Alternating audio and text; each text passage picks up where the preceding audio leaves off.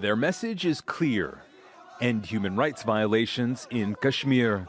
These protesters took to the streets of Srinagar to demand the Indian government end what they describe as a brutal crackdown on their freedom.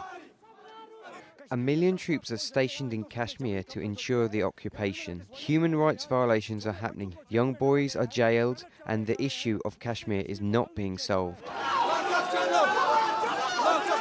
Several protesters were injured in the confrontations with police. Many others were arrested.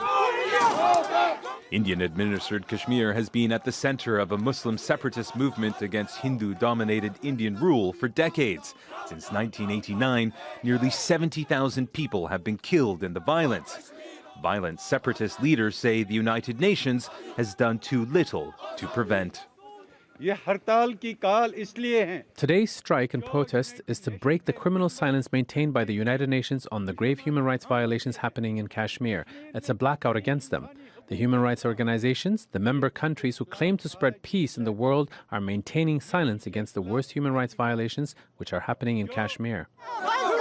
Separatist groups are fighting for the Indian-administered portion of Kashmir to either become independent or merge with Pakistan.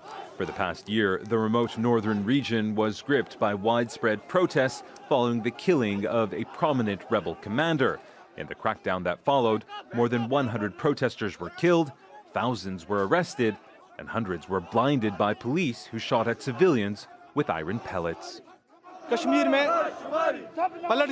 Pellets are being fired on Kashmiris. Bullets are being fired on Kashmiris. Wherever the oppression is spread in India, it's done to Kashmiris. We're fed up with India because human rights violations are happening every day here. Security forces were able to break up the protests, and calm has returned to the streets of Srinagar. But Kashmir's separatists' fight for freedom is far from over.